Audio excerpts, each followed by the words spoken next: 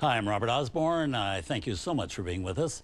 Tonight we're celebrating the career of our Star of the Month, Anthony Quinn, the Oscar-winning actor who this coming April 21st would have been celebrating his 100th birthday.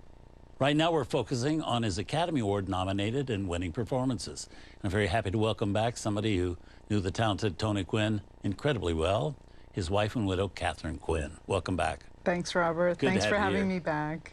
Now, in the next Tony Quinn film we have for you, he's very much the top dog, not a supporting actor.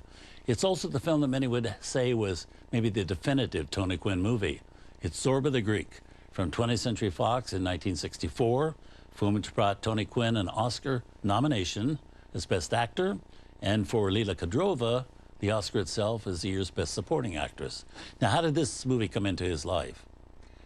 Well, Tony knew the writer Kazantzakis years before when he was working on a picture, and he got a disease all over his face, and a doctor had introduced him to Kazantzakis because he wrote the book Saviors of God, which had talked about this psychosomatic illness. And Tony often did that to himself. That's how powerful he was. He studied his characters, so he often became his characters. In the Hunchback of Notre Dame, he became the monster. In the Shoes of the Fisherman, he got a sty in his eye, and so it was all this self-imposed illnesses. So he had been familiar with a writer, and Kakoyannis, who was a very well-known Greek director, very young at that time, wanted the story, but he would only buy the rights to the story if Anthony Quinn would agree to do it. So he went to meet him in New York with Irene Pappas backstage when he was doing a play called Chin Chin with Margaret Leighton. Right. So in 1960, I think. And he approached him and he said, I have a book and I want to know if you want to do this part. And he knew Kazantzakis and he loved the story Zorba.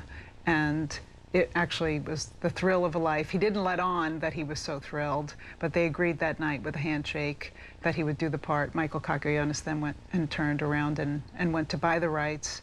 And he said it also. He would never have done the picture without Tony Quinn because he was the perfect Zorba. Yeah. And to this day, he couldn't have thought of another man, another actor, European, American, from anywhere that could have played that part like Tony did. It's kind of the one that turned him into an icon.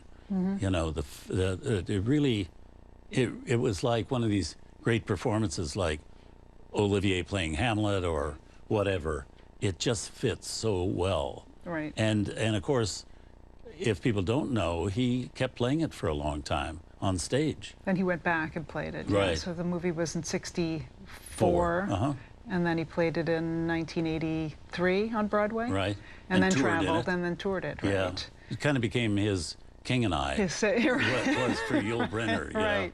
Well, you know, he spent, in setting up for that movie, he spent a lot of time on the island of Crete. And he wrote a book about it. I'll share it with you one day. I hope to publish it someday. But he wrote a book about becoming Zorba, about becoming the character, because even though he had known it so well, he knew the character, he had spent time in Greece before, he was very troubled by not being able to really find, and he used to call it swallowing the pill.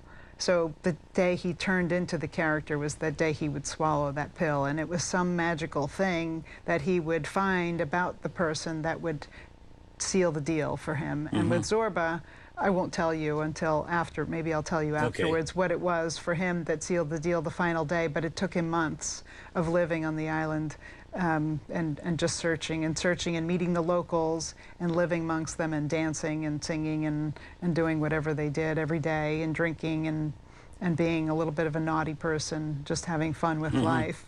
Right. So let's see the movie. Here it is from 1964, a film nominated for 7 Academy Awards. Here's Zorba the Greek.